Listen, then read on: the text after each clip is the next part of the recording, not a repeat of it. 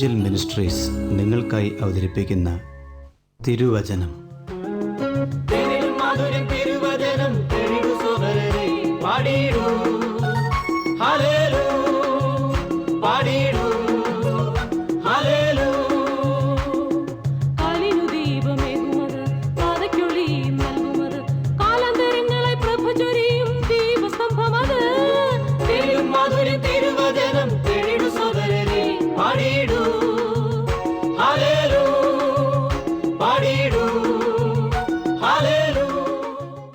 ഇന്ന് നമ്മോട് ദൈവവചനത്തിൽ നിന്ന് സംസാരിക്കുന്നത് Suviseshakan James M Thomas Nedumbassery. പ്രാർത്ഥനയോടെ ശ്രദ്ധിച്ചാലും. കർത്താവിൻ്റെ വിശുദ്ധ നാമത്തിന് മഹത്വമുണ്ടാകട്ടെ. ഇവാഞ്ചൽ മിനിസ്ട്രീസ് ക്രമീകരിക്കുന്ന തിരുവചനം എന്ന വചന പഠന പരമ്പരയിലേക്ക് അങ്ങേക്ക് സ്വാഗതം. ശമൂവേലിൻ്റെ 1-ാം പുസ്തകത്തെ അധികരിച്ചുള്ള 69-ാമത്തെ എപ്പിസോഡിലേക്ക് ഹൃദ്യമായി ദൈവനാമത്തിൽ അങ്ങേ സ്വാഗതം ചെയ്യുന്നു. നാം 7-ാം അധ്യായത്തിലൂടെയുള്ള ആത്മീക യാത്ര ഇന്നും തുടരുകയാണ്. 7-ാം അധ്യായം ആരംഭിക്കുമ്പോൾ നാം ഓർത്തതുപോലെ കിരിയത്ത് യയാരി നിവാസികൾ വന്ന് യഹോവയുടെ പെട്ടകം എടുത്ത് കുന്നിൻ്റെ മുകളിലുള്ള അബീനാദാബിൻ്റെ വീട്ടിലേക്ക് കൊണ്ടുപോയി 20 വർഷം ദൈവത്തിൻ്റെ പെട്ടകം അവിടെ ആയിരിക്കുന്ന കാഴ്ച നാം കാണുകയാണ്. തുടർന്ന് 9-ാം വാക്യത്തിലെ ഒരു പ്രയോഗത്തിലേക്ക് നിങ്ങളുടെ ശ്രദ്ധ ഞാൻ കൊണ്ടുവരാം. 9-ാം വാക്യത്തിൽ നാം വായിക്കുന്നത് ഇങ്ങനെയാണ്: ശമൂവേൽ ഇസ്രായേലിനു വേണ്ടി യഹോവയോട് പ്രാർത്ഥിച്ചു, യഹോവ ഉത്തരം അരുളി. ഇവിടെ ദൈവത്തിൻ്റെ പ്രവാചകനായ ശമൂവേൽ ഇസ്രായേലിനു വേണ്ടി സ്വർഗത്തിലെ ദൈവത്തോട് പ്രാർത്ഥിക്കുന്ന അനുഗ്രഹീതമായ ചരിത്രം. ഇന്ന് ആളുകളേറെ കുറയുന്ന ഒരു ശുശ്രൂഷയാണിത്. പ്രാർത്ഥിക്കുന്നില്ല എന്ന് ഞാൻ പറയുന്നില്ല. എന്നാൽ എത്ര പേർ അവരുൾപ്പെടുന്ന സമൂഹങ്ങൾക്കു വേണ്ടി, ദൈവം ആക്കിയിട്ടുള്ള പ്രാദേശിക സഭകൾക്കു വേണ്ടി, ദൈവജനത്തിനു വേണ്ടി ഇടിവിൽ നിന്ന് ആത്മഭാരത്തോടെ പ്രാർത്ഥിക്കുന്നുണ്ട്? ഈ ചോദ്യമാണ് അങ്ങയുടെ ഹൃദയത്തിൻ്റെ നേരെ ദൈവത്തിൻ്റെ പരിശുദ്ധാരൂപി ഇത് കേൾക്കുന്ന ഈ സമയം കൊണ്ടുവരുന്നത്. ഇവിടെ ഇതാ ശമൂവേൽ ഇസ്രായേലിനു വേണ്ടി ദൈവത്തോട് പ്രാർത്ഥിക്കുകയാണ്. പ്രിയപ്പെട്ടവരെ, പ്രാർത്ഥന എന്നുള്ള ആ പ്രത്യേകമായ വിഷയം നമ്മുടെ ജീവിതത്തിൻ്റെ ശൈലിയായി തീരുവാൻ ദൈവം ആഗ്രഹിക്കുന്നു. പ്രാർത്ഥിക്കാതൊരു വിശ്വാസിക്ക് ജീവിക്കുവാൻ വാസ്തവത്തിൽ കഴിയുകയില്ല. ആ ജീവിതത്തിൽ ദൈവത്തിന് പ്രസാദവുമില്ല. ദൈവത്തിൻ്റെ വചനത്തെ വല്ലപ്പോഴും വായിക്കുകയല്ല, അത് എപ്പോഴും ഹൃദയത്തോട് ചേർത്ത് ബന്ധിച്ച് ദൈവവചനത്തെ രാപ്പകൽ ധ്യാനിക്കുകയും ദൈവത്തോട് പ്രാർത്ഥനയിൽ സമയം ചിലവഴിക്കുകയും ചെയ്യുന്ന ഒരു ജീവിതമാണ് കർത്താവ് നമ്മെക്കുറിച്ച് ആഗ്രഹിക്കുന്നത്. ഇവിടെ ഇതാ ശമൂവേൽ ഇസ്രായേലിനു വേണ്ടി ദൈവത്തോട് പ്രാർത്ഥിക്കുക.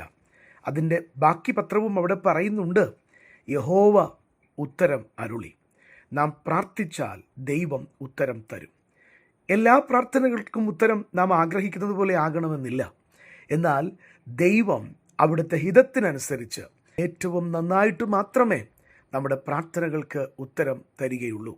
ഒരുപക്ഷെ കാലതാമസമെന്ന് വിചാരിക്കുന്നതും ദൈവത്തിൻ്റെ പദ്ധതിയാകാം. അപ്പോൾ തന്നെ നമ്മുടെ ജീവിതങ്ങളിൽ നാം ശ്രദ്ധിക്കേണ്ടുന്ന അനേക വിഷയങ്ങൾ ദൈവത്തോട് പ്രാർത്ഥിക്കുമ്പോൾ നമുക്ക് തിരുവചനത്തിൽ രേഖയാക്കി തന്നിട്ടുണ്ട്.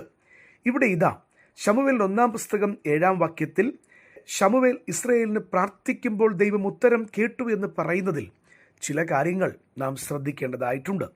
അതിലേക്ക് നമ്മുടെ ശ്രദ്ധ നമുക്കൊന്ന് കൊണ്ടുപോകുവാൻ കർത്താവിൽ ശരണപ്പെടാം. ഒന്നാമതായിട്ട് 2-ാം വാക്യത്തിൻ്റെ ഭാഗത്തിൽ നിന്നാണ് നാം ചിന്തിക്കുന്നത്.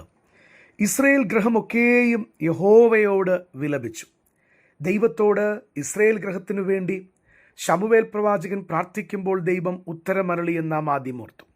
ആ ഉത്തരമരുളുന്നതിന് കാരണമായിട്ടൊരു കാര്യം ഇവിടെ പറയുകയാണ്. ഇസ്രായേൽ ഗൃഹമൊക്കെയും യഹോവയോട് വിലപിച്ചു എന്നുള്ളതാണ് കാണുവാൻ കഴിയുന്നത്. എന്നെ ഓർത്ത് ആരെങ്കിലും പ്രാർത്ഥിച്ചോട്ടെ, അത് അവരും ദൈവവും തമ്മിലുള്ള കാര്യമാണെന്നല്ല ഒരു വിശ്വാസി വിചാരിക്കേണ്ടത്. എന്നെ ഓർത്ത് മറ്റൊരാൾ പ്രാർത്ഥിക്കുമ്പോൾ എനിക്ക് എൻ്റെ ജീവിതത്തിൽ വന്നുപോയ കുറവുകളെ ഓർത്ത് വിലപിക്കാനായിട്ട് സാധിക്കണം. വിലപിക്കുക എന്ന് പറയുന്നത് കരച്ചിലിൻ്റെയും അപ്പുറത്തുള്ളതാണ്. അതിദുഃഖത്തോടെ, തീവ്രമായ സങ്കടത്തോടെ വന്നുപോയ വീഴ്ചകളെ ഓർത്ത് ഹൃദയത്തിൻ്റെ ആഴത്തിൽ നിന്നുള്ള അനുതാപത്തിൻ്റെ കണ്ണുനീരാണ് നമുക്ക് ഇവിടെ വ്യക്തമായിട്ട് കാണുവാൻ കഴിയുന്നത്. പ്രിയപ്പെട്ടവരെ, ഇതല്ലേ ഇക്കാലഘട്ടത്തിൽ നഷ്ടപ്പെട്ടിട്ടുള്ളത്. ഏത് തെറ്റു വന്നാലും അതിനെയെല്ലാം ലഘൂകരിക്കുന്ന ഒരു ജീവിതശൈലി. പ്രിയപ്പെട്ടവരെ, തെറ്റ് ചൂണ്ടിക്കാണിക്കുമ്പോൾ ആര് ചൂണ്ടിക്കാണിക്കുന്നുവോ അവർക്കെതിരെ തിരിയുന്ന വല്ലാത്തൊരു ജീവിതശൈലി ഇത് കർത്താവ് ആഗ്രഹിക്കുന്നില്ല. ഇത് കർത്താവ് പ്രോത്സാഹിപ്പിക്കുകയുമില്ല.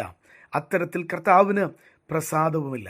മറിച്ച് എന്നെക്കുറിച്ച് ഒരാൾ പ്രാർത്ഥിക്കുമ്പോൾ വിശ്വാസിയായ ഞാൻ എൻ്റെ ജീവിതത്തിൻ്റെ കുറവുകളെ ഓർത്ത് ദൈവമുൻപാകെ കണ്ണുനീരോടുകൂടെ തകർന്ന ഹൃദയത്തോടുകൂടെ വിലപിക്കുവാൻ, കർത്താവേ എന്നെ ഓർക്കണമേ, എനിക്കൊരു തിരിച്ചുവരവ് തരണമേ, എൻ്റെ ജീവിതത്തിൻ്റെ കുറവുകളിൽ ഞാൻ അവിടുത്തെ മുൻപാകെ സമ്മതിപ്പാൻ മനസ്സുള്ളവനാണ് എന്ന് പറയുന്ന ആ ജീവിതത്തിലാണ് ദൈവത്തിന് പ്രസാദമുള്ളത് എന്ന് കാണുവാൻ കഴിയുന്നു. തിരികെ വരാനുള്ളൊരു ആഗ്രഹം നമുക്കുണ്ടാകണം. ദൈവം മുൻപാകെ വീഴ്ചകൾ വന്നിട്ടുണ്ടെങ്കിൽ അതിനെ മൂടി വെച്ചു പോകുകയല്ല. ഓർക്കണം, മനുഷ്യനാണ് നാളുകൾ കഴിയുമ്പോൾ മറവിയുള്ളത്. ദൈവത്തിന് ഒരിക്കലും മറവിയില്ല. നാം ഏറ്റുപറയാത്ത കുറ്റങ്ങളുമായി മുന്നോട്ട് പോകുമ്പോൾ മറക്കരുത്, സ്വർഗത്തിലെ ദൈവം പാപങ്ങളെ മറക്കുന്ന ദൈവമല്ല. നമ്മുടെ ജീവിതത്തിലെ പാപങ്ങൾ വന്നു പോയിട്ടുണ്ടെങ്കിൽ കണ്ണുനീരോടെ ഏറ്റുപറയാതെ അതിനൊരു പരിഹാരം വരികയില്ല. ഇത് വ്യക്തമായി ഓർമ്മപ്പെടുത്തട്ടെ. എൻ്റെ ജീവിതത്തിൽ പ്രാർത്ഥന കേൾക്കാത്തതിൻ്റെ ഒരു കാരണം അതാ. ഞാൻ പ്രാർത്ഥിക്കുമ്പോൾ ഞാൻ വിലപിക്കുന്നവനായി തീരണം. എൻ്റെ കുറവുകളെ ഓർത്ത്, ദൈവമുൻപാകെ ഞാൻ പറഞ്ഞ വാക്കുകളെ ഓർത്ത്, തെറ്റായതിനെ ഓർത്ത്, ദൈവമുൻപാകെ ഞാൻ ചെയ്ത തെറ്റായ പ്രവൃത്തികളെ ഓർത്ത്, എൻ്റെ തെറ്റായ മനോഭാവത്തെ ഓർത്ത്, എൻ്റെ കൂട്ടു സഹോദരന്മാരോടുള്ള പ്രത്യേകമായ ജീവിത ശൈലിയെ ഓർത്ത് ഞാൻ മൂടി വെച്ചു പോകുന്നെങ്കിൽ എന്നെക്കുറിച്ചുള്ള പ്രാർത്ഥന കർത്താവ് കേൾക്കുകയില്ല. എന്നാൽ ഞാൻ തിരികെ വരാൻ ആഗ്രഹിച്ച് എൻ്റെ കുറവുകളെ ദൈവത്തോട് ഏറ്റുപറഞ്ഞ്, കർത്താവേ എന്നെ വീണ്ടും തിരിച്ച് യഥാസ്ഥാനപ്പെടുത്തണമേ, എൻ്റെ കുറവുകളെ ക്ഷമിക്കണമേ എന്ന് പ്രാർത്ഥിക്കുമ്പോൾ ദൈവം പ്രാർത്ഥന കേട്ട് ഉത്തരമരുളുന്ന ദൈവമാണ്. അങ്ങേക്കതിന് സാധിക്കുമോ? അങ്ങേക്കതിന് സാധിക്കണമെങ്കിൽ നിൻ്റെ സ്വയത്തെ നീ വിടണം. വചനമെന്ന ദൈവവ്യവസ്ഥയ്ക്ക് മുൻപിൽ ഉപാധി കൂടാതെ നിൻ്റെ ജീവിതത്തെ നീ സമർപ്പിക്കുവാൻ തയ്യാറാകുന്നെങ്കിൽ മാത്രമേ ദൈവത്തിൻ്റെ ഹൃദയത്തിന് നിന്നിൽ പ്രസാദിപ്പാൻ കഴിയുകയുള്ളൂ. എത്ര പേർക്ക് ഇത് ദൈവത്തിൻ്റെ വചനമായി ഏറ്റെടുക്കുവാൻ കഴിയും? ഇതും തള്ളിക്കളയുകയാണെങ്കിൽ ദൈവം നിന്നെക്കുറിച്ചുള്ള പ്രാർത്ഥന കേൾക്കുമെന്ന് പഠിപ്പിക്കുന്നതൊന്നും വിശുദ്ധ തിരുവെഴുത്തിലില്ല.